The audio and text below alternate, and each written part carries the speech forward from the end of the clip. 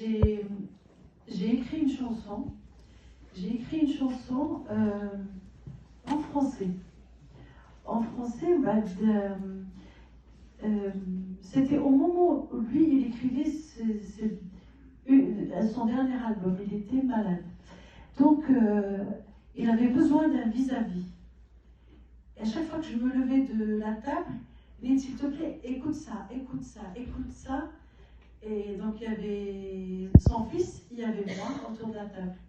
Un instant, je reviens, je vais aller chercher du papier. Nous aussi, on va composer.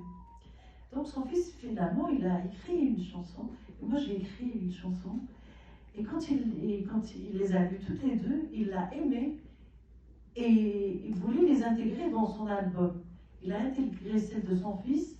Mais la mienne, il est de Nadim Qsalim. C'est au féminin. C'est parce que je suis une femme. Voilà. C'est pour ça que je l'ai écrite au féminin. Bon, c'est arrêté là. Et puis, quand il a commencé à faire ses maquettes, donc il a pris mon texte et il lui a fait une musique et il l'a changé un peu en disant, alors la chanson, moi je l'ai écrite, ce soir le ciel est paré d'étoiles, ils ont décidé de me mettre le voile.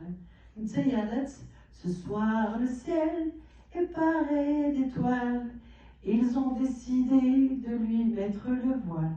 Après, il n'a pas pu continuer au masculin, il a continué toute la chanson au féminin. Et donc, je la trouve dans une boîte où il y avait d'autres CD, et je l'ai écoutée, ça m'a transportée, parce que ça vient de très loin. Je ne l'ai pas écouté avant. Il y avait une deuxième chose. Qu'est-ce que la chanson est dans son album, oui.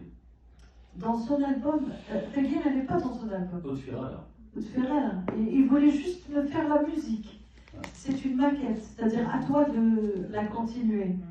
Voilà. Et la deuxième, j'ai travaillé pendant 6 ans. Je partais de Paris vers la Normandie, à Caen. Et j'avais seulement 2 heures de temps d'ENA, on va dire Cadorala. Et j'avais juste une petite heure pour déjeuner. Il y avait une petite pizzeria, et donc j'allais souvent là-bas. Et le pizzaiolo d'Arcoïville, souvent il y a un producteur qui organise des spectacles à Caen. Amina, est-ce que tu connais Amina? Oui, c'est une amie, celle qui était dans le film. Il l'a produite, elle est venue ici et tout. Et donc il a parlé à ce monsieur, au pizzaiolo, le producteur il y a une musicienne qui vient, elle mange de temps en temps des guilles, et ce Camilla, c'est vrai, hein, il y aura les méthodes. Il dit, ça s'appelle Camilla. Il dit, tu sais que Brahim, il est passé par là, et il a laissé sa maquette, il l'a oublié. Il dit, alors que je ne travaillais pas là-bas. Ça faisait peut-être 15 ans en arrière. Alors que je ne travaillais pas là-bas. Il y a des trucs, des synchronicités comme ça qui me perturbent. Ah oui, il m'a remis la maquette, oui. Il m'a remis une maquette où il y avait 5 titres. Voilà. 5 titres pour Nina? Non, c'est sa maquette à lui.